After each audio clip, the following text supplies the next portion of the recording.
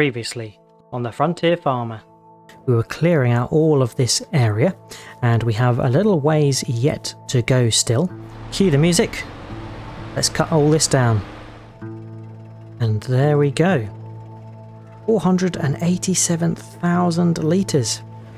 So the snow is coming in but it's not setting, so I'm going to risk it and try and get this area mowed. I think the snow is getting worse. Luckily we've been able to mow that grass. The new windrower has proven itself already, and of course this grass is going to go a long way in terms of silage.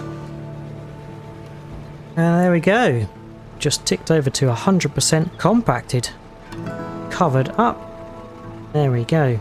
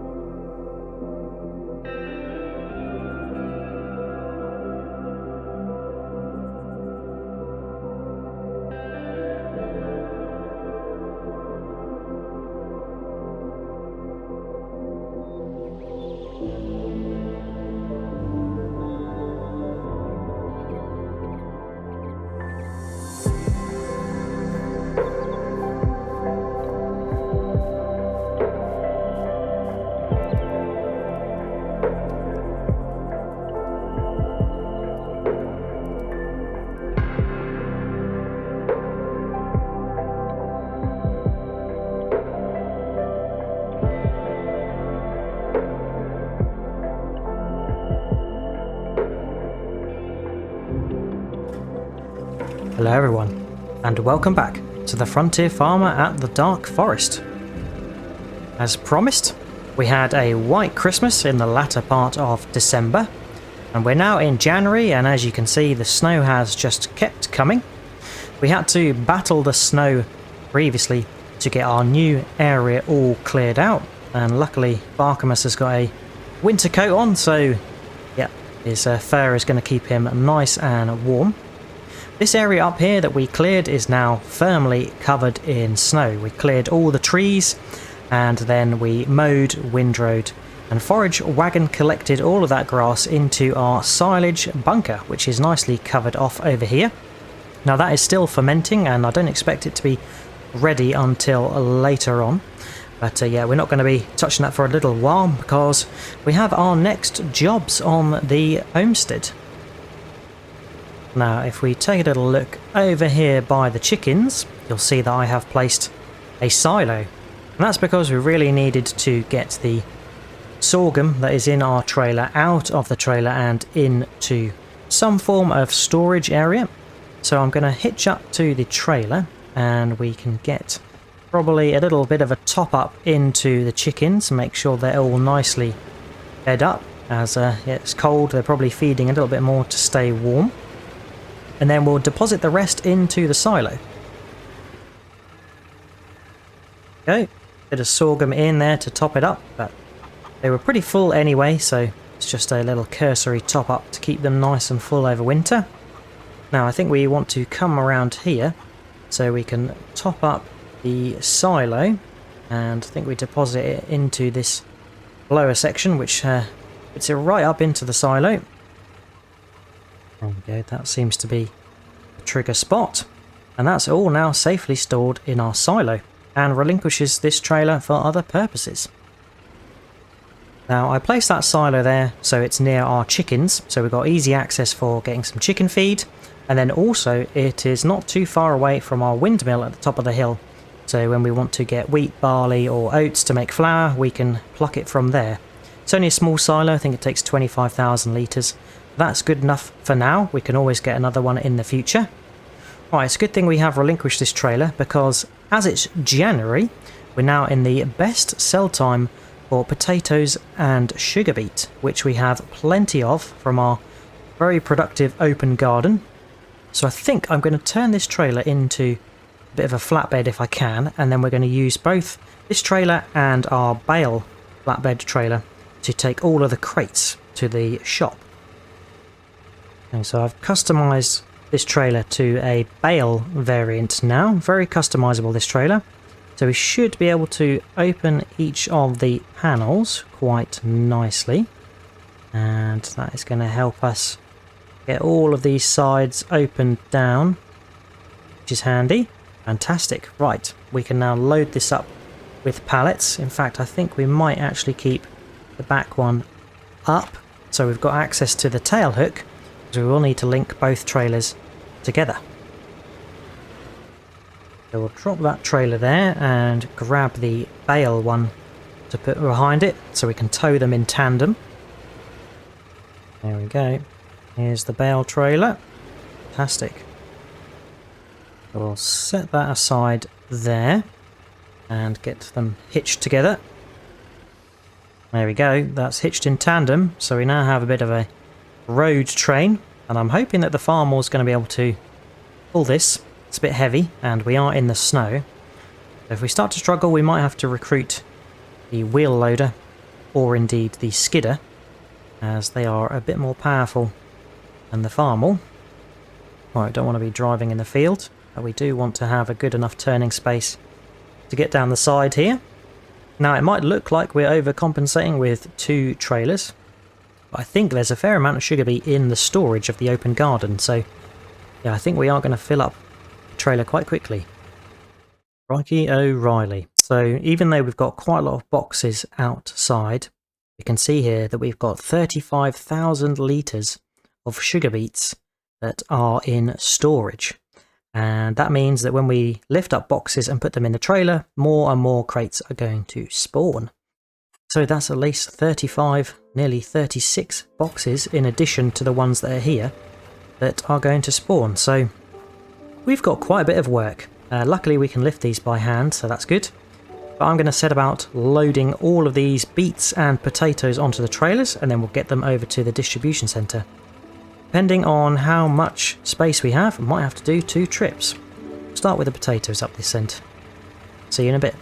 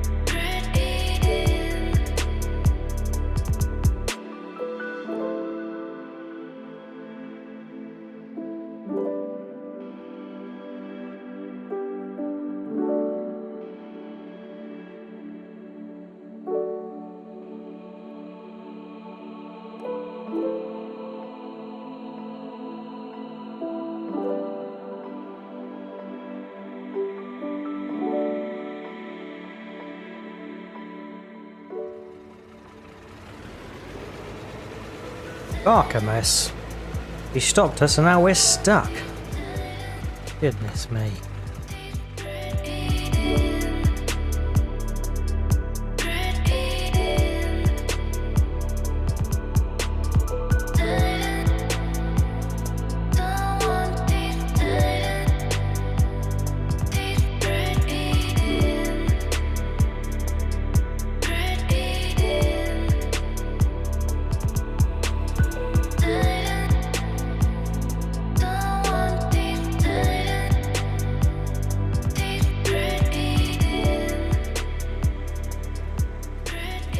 We are selling our remainder of sugar beets, and I think we got around 4,500 for the first load, and this one had few extra boxes in as we had the wheel loader to pull it. Wow, so that was 8,000, quite a bit more. So yeah, some good sales from our sugar beets. And on the second load I was able to take a little bit more because we had the wheel loader, which was a bit more powerful, so that's always handy. And unfortunately, yeah, when we were using the Farmall, Artemus did get in our way and we got stuck on the hill, but luckily we got some more powerful vehicles in the inventory that we can utilise and tackle the snow. Now, talking of the snow, it has stopped snowing and it is cloudy, but a little bit of sun coming through, so I think the temperature might raise with the rest of the morning and through midday, so we might see the snow melt and disappear. Don't know, we will see. Yeah, I think the temperature is set to be above freezing throughout the actual main midday portion, so yeah, we'll see if the snow sticks around or not, but it could be back in February because I think I saw snow on the forecast for February as well. Right, so we are going to get these trailers parked up, and it's quite handy we're in the wheel loader because next we are going to be selling yet more stuff, and it's going to be working through a massive pile of wood that we have in our wood storage yard. So let's get these trailers just tidied away and we can head over there. With the trailers parked away, I think we can inspect the open garden and switch the crop from sugar beet to something that's going to be a better sell price towards the middle of the year, so we can build up some stocks and then do a sell-off in June, July time. So I think the most profitable crop for June is going to be soybeans. We already did grow some, but it's good to stick to the trend of what is going to sell well. So we'll deactivate sugar beets and we will start growing soybeans instead. And this is going to be using the seed and manure recipe to boost the yield. So we'll expect the soybeans to make quite a lot between now and June, July. So we'll head back in the Volvo and we'll get the log fork. I have to move the lorry back around so it's in the right position at the station. And the Farmall is here, so hopefully we can just pluck the log fork without having to move it. There we go. And we'll spin around. Now it's quite interesting seeing this area all covered with snow as we were working to clear the grass from it last time. So we were just in time to clear the grass and get it in our bunker. And that is really going to make use of the grass because we wouldn't have been able to have done anything with it this time. But luckily we have actually got all that grass cleared up and it's in the bunker. So let's have a little inspect how much we've got and how much it's fermented. So it's 84% fermented, that is pretty good, and from memory I think it was 44,000 litres, so that is pretty decent. I need to get the skidder out of the way, and then the lorry brought round to the other side. To be fair, we could probably load it from that side, it's just there's a tighter turning circle, so it's probably better over on the other side. Park that there, and we have our third BSS trailer, the wood variant, and we don't really need that so much anymore, so I might look to sell that trailer at some point. Get the lorry moved. There we go. That looks about right, so we can shut off the lorry. We can get our 6 logs from here, and yeah, we've got 487,000 litres of logs. That is pretty gargantuan, so we have really got our work cut out for ourselves, getting all this wood deposited, loaded into the trailer and taken over to the wood sell point. And we really need as much money as possible because we want to extend our wood production, our ability to make different things from wood, not just selling the raw logs, so to speak. So yeah, I'm looking to expand our wood processing area and create a sawmill behind where we have the wood storage yard. So we need quite a few journeys to the wood sell point to make enough money.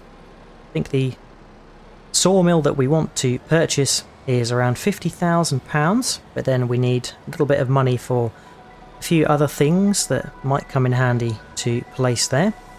And I just think winter, we've not got much time to, or we don't have to dedicate much to our crops, so we might as well make the most of selling as much wood as possible to give us a good amount of seed money for the wood management area and also our next year.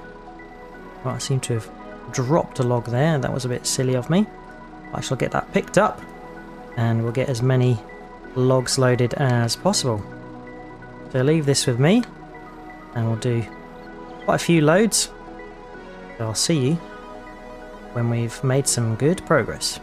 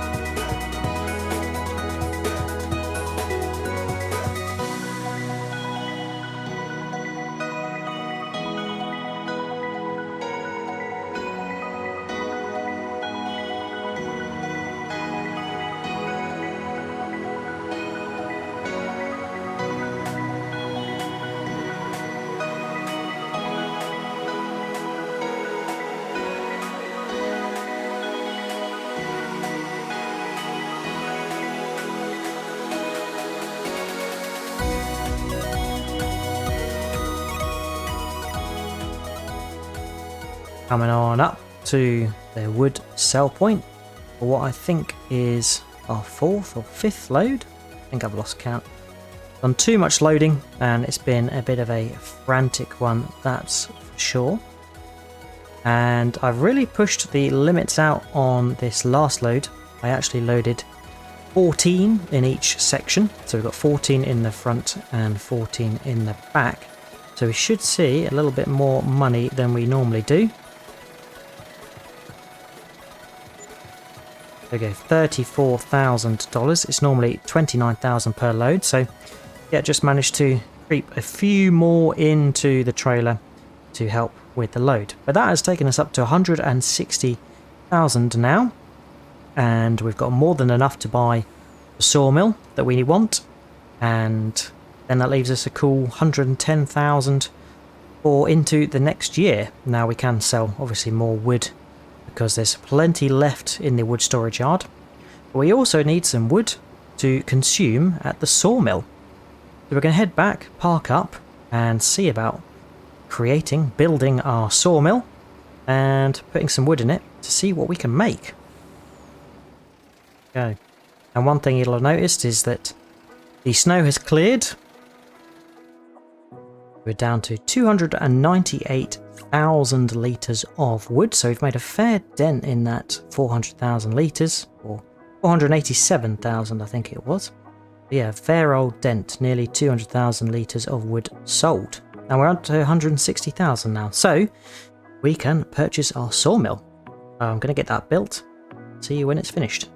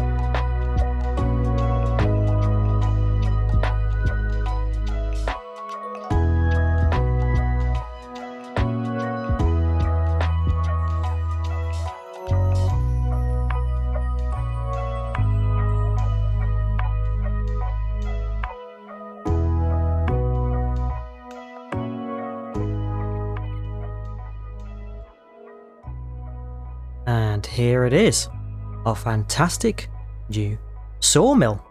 And I've built a little bit of a surround around it with some asphalt, but I've been obviously constructing it so there's a bit of mud and that and making it look all nice and rustic. Let's have a little bit of a investigate for this sawmill and see what's what. I've got a nice saw here that's for cutting down the logs. So if we take a look at the sawmill, we can see that we can make wood planks long, wood beams, and we can also make prefabricated walls. And it all takes wood as an incoming material, and then it will create the various items with wood chips as a byproduct and basically stash them as pallets in this section here. So we need to get some wood inserted in here, and I think this is where we deposit the logs. So I'm going to hop in our fantastic wheel loader, which has done a very long and hard job this afternoon loading all the logs, and we'll get some wood into there. Go for our standard of 3 logs at a time, and I'll just put 3 logs in for now and get busy, and I'll get busy loading it up later on. Now I had to make sure we had a decent enough gap to be able to negotiate this bend with the logs. Should be able to come along and plonk these logs in here, and if I activate the trigger, there we go. We have got 5,584 litres of wood in our sawmill. So let's get a little boogie on and start doing some production. There we go, there's our wood in the sawmill. And I think we are going to start producing everything on the menu, because the idea is that we are going to create all these materials, and although we won't directly use them to build anything in the future, we are going to sell them for a much better price. And that money is going to go towards building more productions, building more settlement places, more log cabins, you name it. It's all going to go towards increasing and growing the homestead. So yeah, as mentioned previously, we are moving into the next phase of the homestead. We're moving from just surviving, creating our own stuff to keep ourselves happy, to now more of a sort of industrial scale, where we're going to be able to cater for more and sell a larger volume of items, and that's really going to help us grow and nurture the homestead. So we will leave the wheel loader there, but I will be returning to it later this afternoon to load some more wood into our sawmill. Wow, look at it. Really fits in well on the homestead, and it's nicely tucked in behind our wood storage yard. So that area is really going to be helping the homestead grow, and I look forward to seeing what becomes of the homestead. Let me know your thoughts, and if you've got any ideas to what we can do on the homestead, then please feel free to leave a comment. But that is it for today. I hope you have enjoyed watching. If you have, remember to drop a like and subscribe if you haven't. But until next time on The Frontier Farmer, I will catch you later. Cheers all. Bye bye.